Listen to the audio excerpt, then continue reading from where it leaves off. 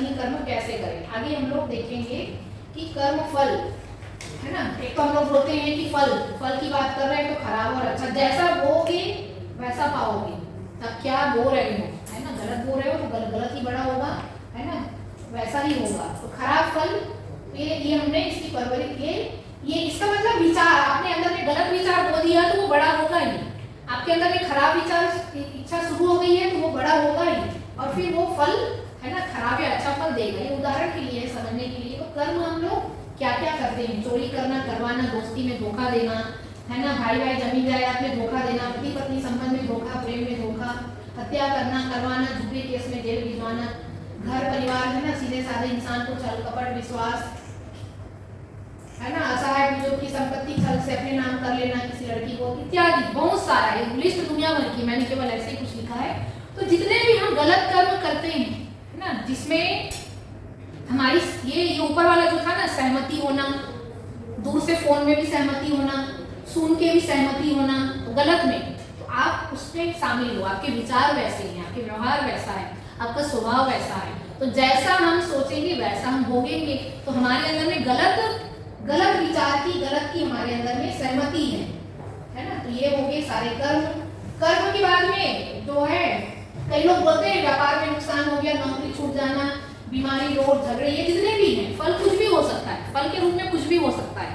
आपकी असफलता, आपकी बीमारी, आप बहुत बीमार हो, आप बहुत परेशान हो है ना, तो वो फल किसी भी रूप में मिल सकता है ना, चोरी के रूप में, छल कपट के रूप में, बीमारी के रूप में, धोखा के रूप में, किसी भी रूप में मिल सकता है फल। गलती को गलती से रोकना, बदले की भावना रखना, एक गलती को एक और गलती करके बदला लेना, उसने मेरे साथ गलत किया, आज मेरा दिन आ गया, अब मैं बदला लूंगा। तो क्या कर रहे हैं हम, उसने गलती की, अब हम भी दूसरी गलती कर रहे हैं, तुमने मेरे साथ गलत किया, अब मैं बदला लूंगा। तो ये बदला जो लूंगा जो आ रहा है ना, या यहाँ आप भी गलत कर्म आप भी कर रहे हो है ना। तो इसलिए बहुत सावधानी बरतना है कि उसने मर्डर किया तो मैं भी मर्डर कर दूं, उसने मुझे जेल भिजवाया, मैं भी उसको जेल भिजवा दूं है ना, उसने मेरे हाथ पैर तोड़े, मैं भी उसका हाथ पैर तोड़ दूं। तो आप भी गलत कर्म के चक्कर में फंस रहे हो है ना। तो जो समय गुजर गया, दौर गुजर गया, उसका आप कुछ नहीं कर सकते है ना, लेकिन आप बुरे को जवाब में बुरा नहीं दे सकते। आप दोगे तो आप भी उस कर्म में आ गए, आप में और उनमें क्या फर्क फिर है ना। इसलिए कई लोग जो है ये गलती नहीं करते हैं, कर्म फल मान के छोड़, क्या करें ऐसी स्थिति में है ना, सामने वाला गलत कर रहा है तो कई लोग कर्म फल मान करके छोड़ देते हैं।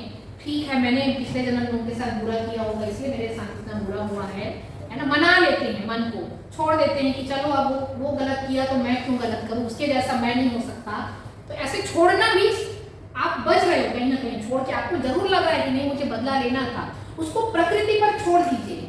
उन्होंने गलत किया है तो उसको उसका गलत का सजा समय के हिसाब से उनको जो मिलना है वो मिलेगा, वो किसी भी रूप में उनको मिलेगा। जिसको कई लोग ईश्वर का नाम ले लेते हैं कि वे उन पे छोड़ दो, वो देख रहा है, वो करेगा।